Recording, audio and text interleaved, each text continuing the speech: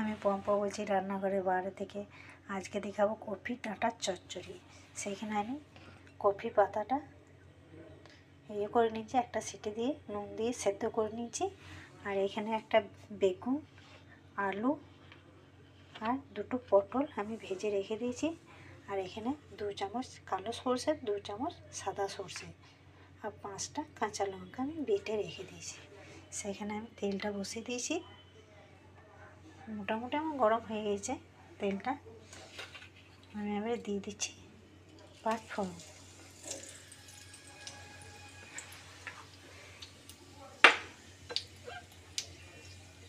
আমি এবারে কপির ডাঁটাটা আমি লাল করে কপির ডাঁটাটা ভেজে নিয়েছি।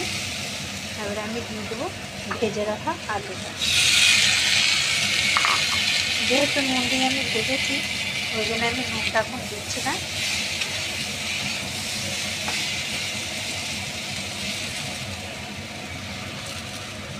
আমি এবারে সরষে যে বসে রেখেছি সরষে বাটাটা দিয়ে দিচ্ছি।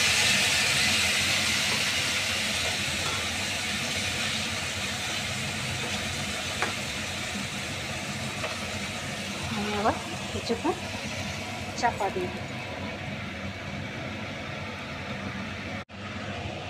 যেহেতু সরষে গন্ধটা চলে গিয়েছে, কাঁচা গন্ধটা, আমি এবারে দিয়ে দেবো পটলটা আর বেগুনটা।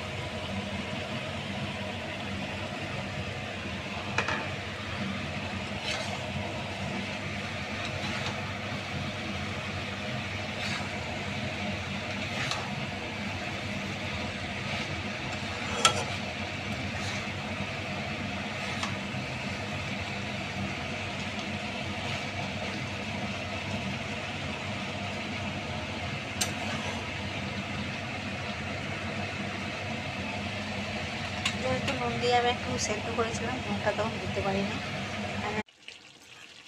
দেখে নাও সরষে দিয়ে কত সুন্দর চচ্চড়ি হয়েছে। একটা পাত্রের মধ্যে আমি নিয়ে নিচ্ছি।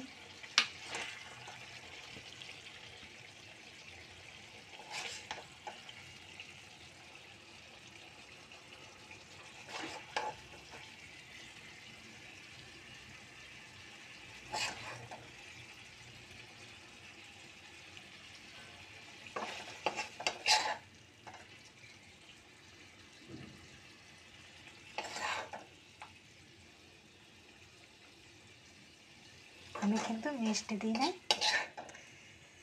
তোমরা চাইলে মিষ্টি দিতে পারো অল্প।